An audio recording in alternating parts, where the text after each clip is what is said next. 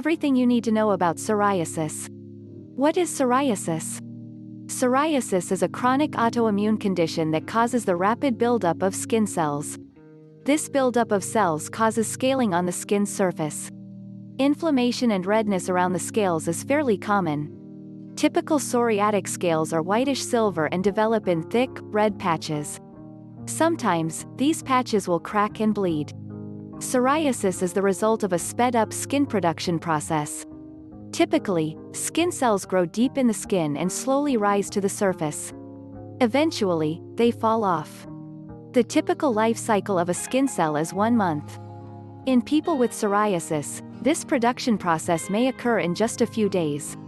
Because of this, skin cells don't have time to fall off. This rapid overproduction leads to the buildup of skin cells. Scales typically develop on joints, such as elbows and knees.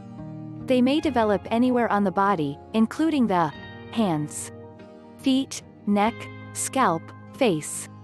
Less common types of psoriasis affect the nails, the mouth, and the area around genitals. According to one study, around 7.4 million Americans have psoriasis. It's commonly associated with several other conditions, including type 2 diabetes, inflammatory bowel disease, heart disease, psoriatic arthritis, anxiety, depression. What are the different types of psoriasis? There are 5 types of psoriasis. Plaque psoriasis. Plaque psoriasis is the most common type of psoriasis. The American Academy of Dermatology, AAD, estimates that about 80% of people with the condition have plaque psoriasis. It causes red, inflamed patches that cover areas of the skin. These patches are often covered with whitish-silver scales or plaques. These plaques are commonly found on the elbows, knees, and scalp. Guttate psoriasis. Guttate psoriasis is common in childhood. This type of psoriasis causes small pink spots. The most common sites for guttate psoriasis include the torso, arms, and legs. These spots are rarely thick or raised like plaque psoriasis. Pustular psoriasis. Pustular psoriasis is more common in adults. It causes white, pus-filled blisters and broad areas of red, inflamed skin. Pustular psoriasis is typically localized to smaller areas of the body, such as the hands or feet, but it can be widespread. Inverse psoriasis. Inverse psoriasis causes bright areas of red, shiny, inflamed skin. Patches of inverse psoriasis develop under armpits or breasts, in the groin, or around skin folds in the genitals. Ectodermic psoriasis. Ectodermic psoriasis is a severe and very rare type of psoriasis. This form often covers large sections of the body at once. The skin almost appears sunburned. Scales that develop often slough off in large sections or sheets. It's not uncommon for a person with this type of psoriasis to run a fever or become very ill. This type can be life-threatening, so individuals should see a doctor immediately. What are the symptoms? Psoriasis symptoms differ from person to person and depend on the type of psoriasis. Areas of psoriasis can be as small as a few flakes on the scalp or elbow, or cover the majority of the body. The most common symptoms of plaque psoriasis include red, raised, inflamed patches of skin, whitish-silver scales or plaques on the red patches, dry skin that may crack and bleed, soreness around patches, itching and burning sensations around patches, thick, pitted nails, painful, swollen joints. Not every person will experience all of these symptoms. Some people will experience entirely different symptoms if they have a less common type of psoriasis. Most people with psoriasis go through cycles of symptoms. The condition may cause severe symptoms for a few days or weeks, and then the symptoms may clear up and be almost unnoticeable. Then, in a few weeks or if made worse by a common psoriasis trigger, the condition may flare up again. Sometimes, symptoms of psoriasis disappear completely. When you have no active signs of the condition, you may be in remission. That doesn't mean psoriasis won't come back, but for now you're symptom-free. Is psoriasis contagious? Psoriasis isn't contagious. You can't pass the skin condition from one person to another. Touching a psoriatic lesion on another person won't cause you to develop the condition. What causes psoriasis? Doctors are unclear as to what causes psoriasis. However, thanks to decades of research, they have a general idea of two key factors: genetics and the immune system. Immune system. Psoriasis is an autoimmune condition. Autoimmune conditions are the result of the body attacking itself. In the case of psoriasis, white blood cells known as T cells mistakenly attack the skin cells. In a typical body, white blood cells are deployed to attack and destroy invading bacteria and fight infections. This mistaken attack causes the skin cell production process to go into overdrive. The sped-up skin cell production causes new skin cells to develop too quickly. They are pushed to the skin surface, where they pile up. This results in the plaques that are most commonly associated with psoriasis. The attacks on the skin cells also cause red, inflamed areas of skin to develop. Genetics. Some people inherit genes that make them more likely to develop psoriasis. If you have an immediate family member with the skin condition, your risk for developing psoriasis is higher. However, the percentage of people who have psoriasis and a genetic predisposition is small. Approximately 2 to 3% of people with the gene develop the condition, according to the National Psoriasis Foundation, NPF. Diagnosing psoriasis. 2 tests or examinations may be necessary to diagnose psoriasis. Physical examination. Most doctors are able to make a diagnosis with a simple physical exam. Symptoms of psoriasis are typically evident and easy to distinguish from other conditions that may cause similar symptoms. During this exam, be sure to show your doctor all areas of concern. In addition, let your doctor know if any family members have the condition. Biopsy. If the symptoms are unclear or if your doctor wants to confirm their suspected diagnosis, they may take a small sample of skin. This is known as a biopsy. The skin will be sent to a lab, where it'll be examined under a microscope. The examination can diagnose the type of psoriasis you have. It can also rule out other possible disorders or infections. Most biopsies are done in your doctor's office the day of your appointment. Your doctor will likely inject a local numbing medication to make the biopsy less painful. They will then send the biopsy to a lab for analysis. When the results return, your doctor may request an appointment to discuss the findings and treatment options with you. Psoriasis triggers: stress, alcohol, and more. External triggers may start a new bout of psoriasis. These triggers aren't the same for everyone. They may also change over time for you. The most common triggers for psoriasis include stress. Unusually high stress may trigger a flare-up. If you learn to reduce and manage your stress, you can reduce and possibly prevent flare-ups. Alcohol. Heavy alcohol use can trigger psoriasis flare-ups.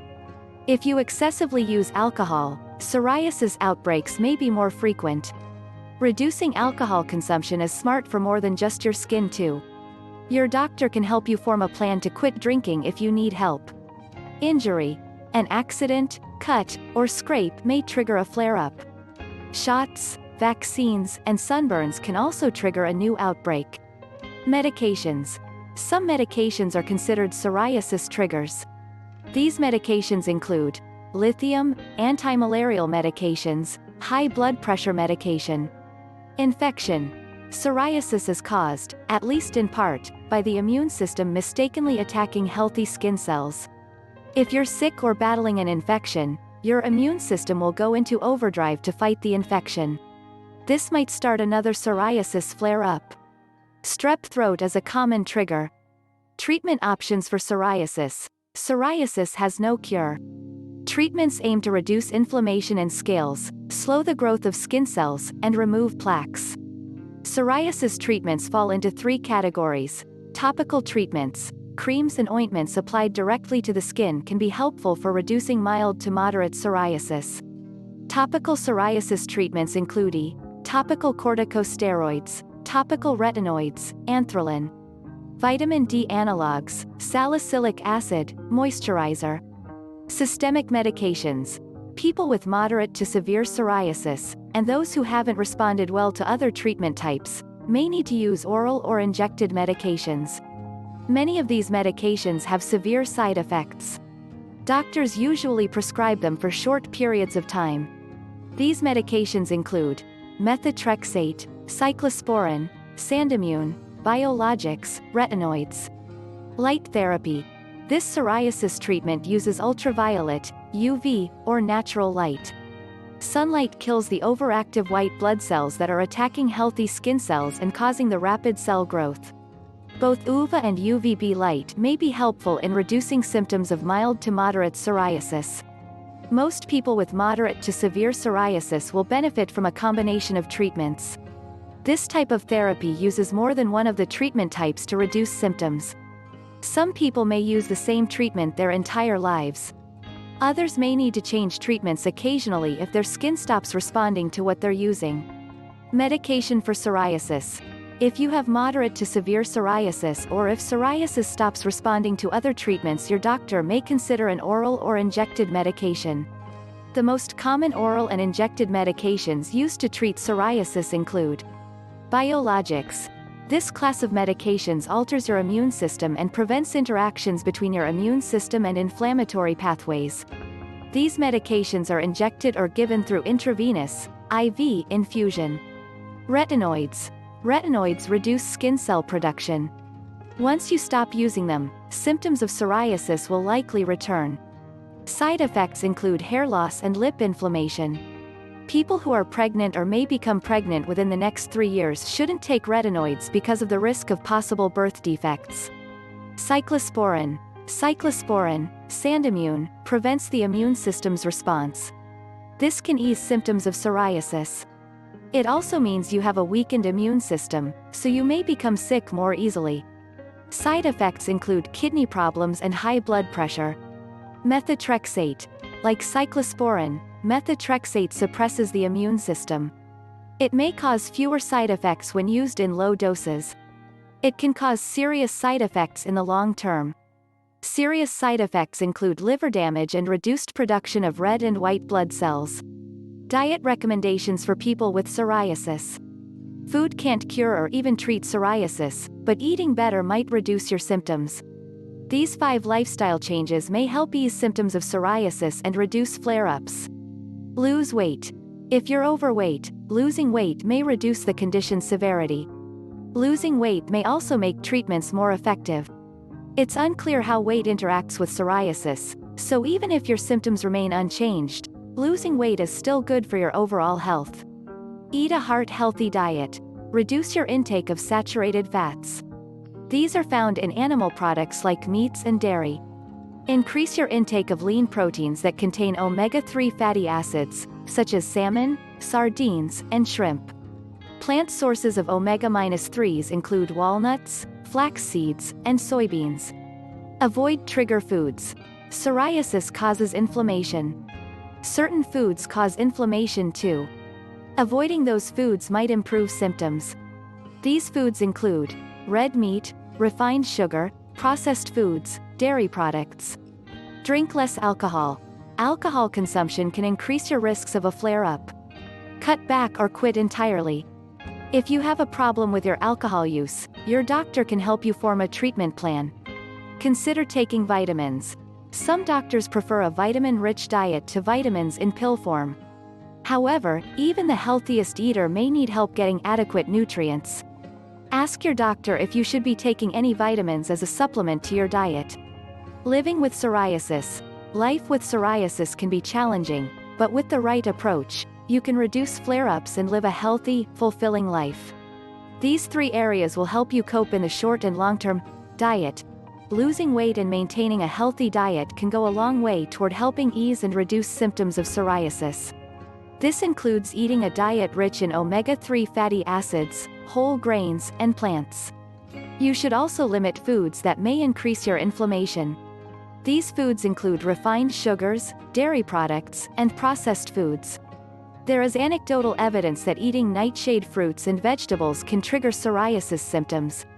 Nightshade fruits and vegetables include tomatoes as well as white potatoes, eggplants, and pepper-derived foods like paprika and cayenne pepper, but not black pepper, which comes from a different plant altogether. Stress. Stress is a well-established trigger for psoriasis. Learning to manage and cope with stress may help you reduce flare-ups and ease symptoms. Try the following to reduce your stress: meditation, journaling, breathing, yoga. Emotional health. People with psoriasis are more likely to experience depression and self-esteem issues. You may feel less confident when new spots appear. Talking with family members about how psoriasis affects you may be difficult. The constant cycle of the condition may be frustrating too. All of these emotional issues are valid. It's important you find a resource for handling them. This may include speaking with a professional mental health expert or joining a group for people with psoriasis. Psoriasis and arthritis. Between 30 and 33% of people with psoriasis will receive a diagnosis of psoriatic arthritis, according to recent clinical guidelines from the AAD and the NPF. This type of arthritis causes swelling, pain, and inflammation in affected joints. It's commonly mistaken for rheumatoid arthritis or gout. The presence of inflamed, red areas of skin with plaques usually distinguishes this type of arthritis from others. Psoriatic arthritis is a chronic condition. Like psoriasis, the symptoms of psoriatic arthritis may come and go, alternating between flare-ups and remission. Psoriatic arthritis can also be continuous, with constant symptoms and issues. This condition typically affects joints in the fingers or toes. It may also affect your lower back, wrists, knees, or ankles. Most people who develop psoriatic arthritis have psoriasis. However, it's possible to develop the joint condition without having a psoriasis diagnosis. Most people who receive an arthritis diagnosis without having psoriasis have a family member who does have the skin condition. Treatments for psoriatic arthritis may successfully ease symptoms, relieve pain, and improve joint mobility. As with psoriasis, losing weight, maintaining a healthy diet, and avoiding triggers may also help reduce psoriatic arthritis flare-ups. An early diagnosis and treatment plan can reduce the likelihood of severe complications, including joint damage. Psoriasis statistics. Around 7.4 million people in the United States have psoriasis. Psoriasis may begin at any age, but most diagnoses occur in adulthood. The average age of onset is between 15 to 35 years old. According to the World Health Organization, WHO, some studies estimate that about 75% of psoriasis cases are diagnosed before age 46.